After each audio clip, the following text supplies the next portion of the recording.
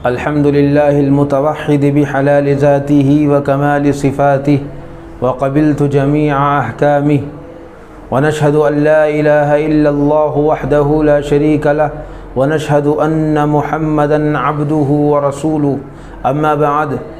فأعوذ بالله من الشيطان الرجيم بسم الله الرحمن الرحيم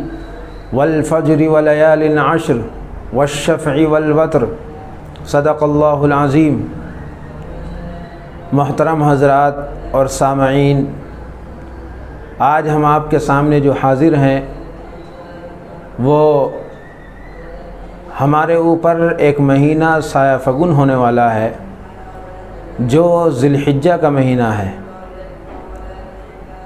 اس کے فضائل آپ حضرات کے سامنے مختصر طور پر ذکر کرنے ہیں۔ آپ حضرات سے درخواست ہے کہ ہماری ویڈیو کو آخر تک دیکھیں اور ہمارے چینل کو سبسکرائب بھی کریں اور دوسروں تک پہنچانے کی نیت کریں صدقہ جاریہ کی نیت سے۔ یہ ذی الحجہ کا جو مہینہ ہے یہ ہجری سال کا آخری مہینہ ہے جو ہمارے اوپر سایہ فگن ہونے والا ہے، لہٰذا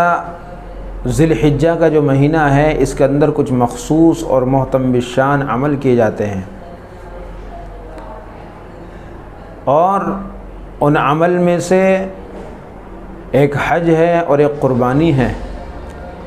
لیکن حج تو چونکہ مکہ کی پاک اور مقدس جگہ پر کیا جاتا ہے، اور قربانی ذی الحجہ کی 10 تاریخ میں کی جاتی ہے، لیکن ذی الحجہ کے شروع کے 10 دنوں کی بڑی فضیلت ہے، اور احادیث کے اندر اس کے بڑے فضائل وارد ہوئے ہیں۔ قرآن مقدس کے اندر اللہ رب العزت نے فرمایا والفجر ولیال عشر والشفع والوتر، کہ قسم ہے فجر کے وقت کی اور 10 راتوں کی، جفت کی اور طاق کی۔ اکثر مفسرین کے نزدیک ان 10 راتوں سے ذی الحجہ کے شروع کے 10 دن کی جو رات ہوتی ہے، ذی الحجہ کی شروع کی جو 10 راتیں ہوتی ہیں وہ مراد ہے۔ اور حضور پاک صلی اللہ علیہ وسلم نے حدیث کے اندر یوں ارشاد فرمایا کہ کوئی بھی عمل ان 10 دنوں میں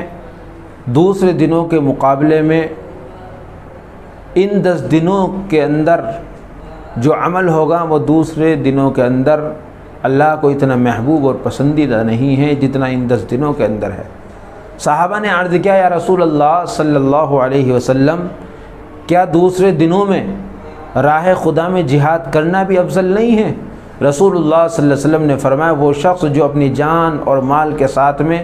راہ خدا میں جہاد کرے اور دونوں میں سے ایک چیز کے ساتھ ہی واپس نہ آئے، بلکہ اس کے جان بھی اور اس کا مال بھی راہ خدا میں قبول ہو جائے۔ تو اس ذی الحجہ کے 10 دنوں کے اندر 2 چیزیں ہیں، ایک تو یہ دن دوسرے دنوں سے بہتر ہیں، دوسرے ان میں جو مخصوص اعمال ہیں وہ کیا ہے؟ اس میں حج کیا جاتا ہے، قربانی کی جاتی ہے، اسی طریقے سے تکبیر تشریق ہے۔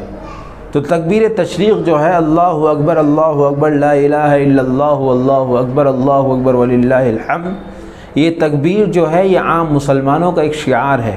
جس طریقے سے حاجیوں کے لیے تلبیہ ایک شعار ہوتا ہے حج کے اندر، اسی طریقے سے تکبیر بھی عام مسلمانوں کے لیے شعار ہے ان دنوں کے اندر۔ لہذا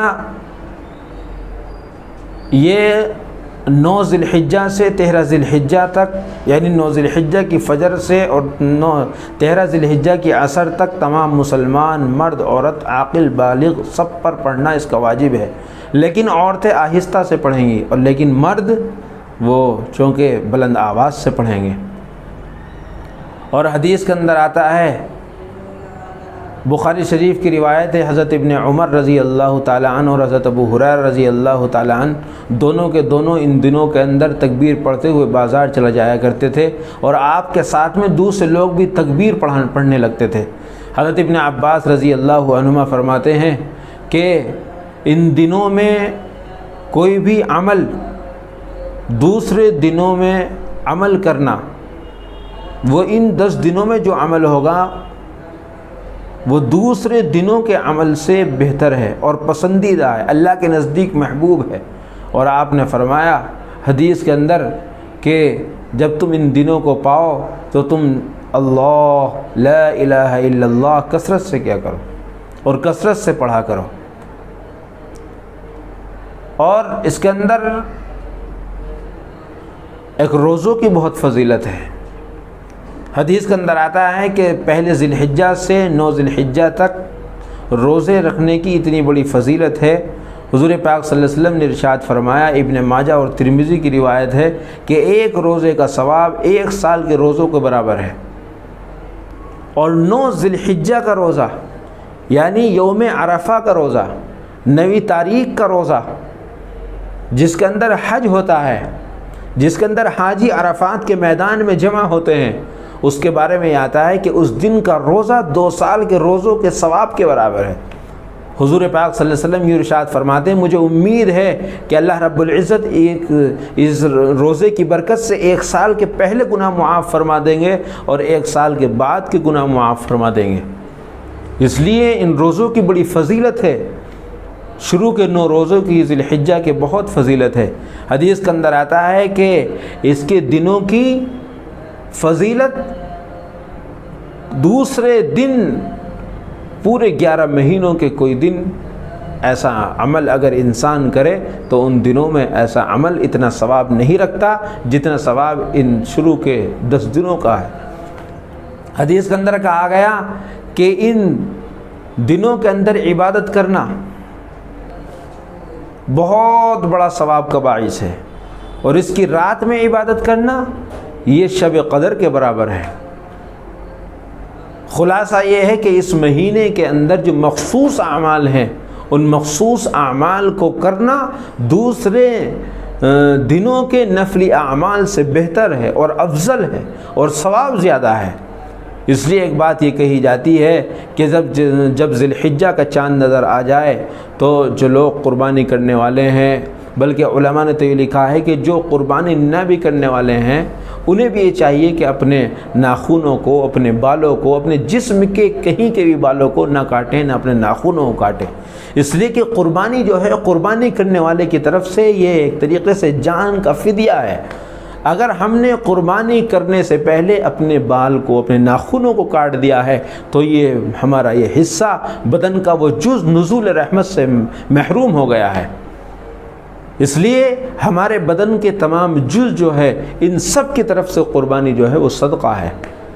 اور ایک حکمت اس کی یہ بیان کی گئی ہے کہ حاجیوں کے ساتھ بھی مشابہت ہے، اس لیے کہ حاجی لوگ بھی احرام کی حالت میں نہ ناخن کاٹتے ہیں، نہ بال کاٹتے ہیں، بدن کے کسی حصے کو بھی، یعنی جتنے حصوں پر بال ہوتے ہیں، جہاں جہاں کے بالوں کو کاٹا جاتا ہے وہاں کے بالوں کو نہیں کاٹتے ہیں۔ اس لیے حاجیوں کے ساتھ ہی مشابہت ہے۔ اور حاجی لوگ جو ہے اپنی قربانی کرنے کے بعد میں، احرام کھولنے کے بعد میں، جب اپنے بالوں کو کاٹتے ہیں، اپنے ناخنوں کو کاٹتے ہیں، اس لیے حاجیوں کے ساتھ بھی مشابہت ہے۔ اور اسی طریقے سے ہمیں یہ بات ذہن میں رکھنی چاہیے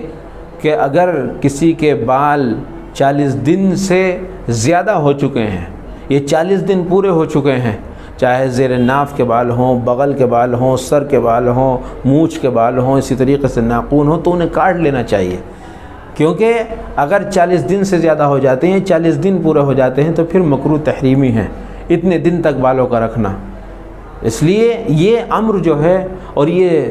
جو ہے یہ استحبابی ہے، امر ہے، یہ مستحب ہے، ایسا کرنا ثواب ہے اس میں۔ لیکن اگر کوئی نہیں کرتا ہے، کٹوا لیتا ہے تو کوئی حرج نہیں، کوئی گناہ بھی نہیں ہے۔ لیکن اگر کسی کے بال بڑے ہیں اور وہ ثواب کے لیے نہ کاٹے اور اس کی مونچھ بھی بڑی ہونے لگے، اس کے زیر ناف بال ہی بڑے ہو جائیں، اسی طریقے سے بغل کے بال ہی بڑے ہو جائیں، اسی طریقے سے ناخن بھی کافی لمبے ہو جائیں، تو پھر مکروہ تحریمی ہوگا، اس کا یہ عمل اسے جو ہے اس کا خیال رکھنا چاہیے کہ وہ جو ہے ذی الحجہ کے چاند دکھنے سے پہلے ہی ان کاموں کو انجام دے لے، اپنے ناخنوں کو کاٹ لے، اپنے بالوں کو تراش لے، اپنے بالوں کو کٹوا لے، اس کے بعد میں پھر چاند دکھنے کے بعد میں جو ہے پھر اپنے نہ ناخنوں کو کاٹے نہ اپنے بالوں کو کاٹے، بدن کے کسی حصے کے بال کو نہ کاٹے، کیونکہ اس میں ثواب ہے اور یہ امر جو ہے مستحب ہے، ایسا کرنے میں ثواب ہے۔ اسی طریقے سے حدیث کے اندر عرفے کے دن کی بڑی فضیلت ہے، کیونکہ عرفے کا دن وہ کہلاتا ہے، 9 ذی الحجہ کو یوم عرفہ کہا جاتا ہے، جس دن حاجی لوگ عرفات کے میدان میں قیام کرتے ہیں۔ اس لیے بہت سے لوگ یہ کہتے ہیں کہ جمعے کے دن کی بڑی فضیلت ہے، عرفے کے دن کی بڑی فضیلت ہے۔ ہمارے بہت سے لوگ کہتے ہیں، بہت سے ہمارے بھائی کہتے ہیں کہ اگر جمعے کے دن حج ہوگا تو حج اکبر ہی ہوتا ہے۔ نہیں، بلکہ جو حج ہوتا ہے عام طور سے اس کو حج اکبر ہی کہتے ہیں، علماء نے لکھا ہے، اور عمرے کو حج اصغر کہتے ہیں۔ اس لیے اگر یہ بات کہی گئی ہے کہ اگر جمعے کے دن حج ہو تو پھر اس کی فضیلت اور زیادہ بڑھ جاتی ہے، ثواب اور زیادہ بڑھ جاتا ہے، لیکن ایسا نہیں ہے کہ جمعے کے دن کو حج اکبر کہتے ہیں اور اس کے علاوہ دنوں کو حج اصغر کہتے ہیں، نہیں، بلکہ علماء نے لکھا ہے کہ ویسے ہی جو حج ہوتا ہے جمعے کے دن کے علاوہ اس حج کو بھی حج اکبر کہتے ہیں اور عمرے کو حج اصغر کہتے ہیں۔ اس لیے جو ہے بہت سے علماء نے لکھا ہے کہ جمعے کے دن کی بڑی فضیلت ہے، بہت سے لوگ کہتے ہیں کہ عرفے کے دن کی بڑی فضیلت ہے۔ دیکھیے، سال کے دنوں میں عرفے کے دن سے بڑی فضیلت کسی دن کی نہیں ہے، اور ہفتے کے دنوں میں جمعے کے دن کی فضیلت سے بڑی کسی دن کی فضیلت نہیں ہے۔ اس لیے ہمیں چاہیے کہ ہم اس ذی الحجہ کے جو فضائل ہیں ان کو سنیں، ان کو پڑھیں اور سمجھیں، اور اسی طریقے سے جس کی جو ہمت ہے روزہ رکھنے کا اہتمام کرے، عبادت کرنے کا اہتمام کرے، انشاءاللہ اللہ رب العزت ہم سب کی عبادت کو قبول فرمائیں گے۔ اللہ تعالی ہم سب کی قربانیوں کو قبول فرمائے، ہم سب کے پڑھنے کو قبول فرمائے، پڑھانے کو قبول فرمائے، اسی طریقے سے ہم سب کے نیک عمل کو قبول فرمائے۔ وآخر دعوانا الحمد للہ رب العالمین۔ السلام علیکم ورحمۃ اللہ وبرکاتہ۔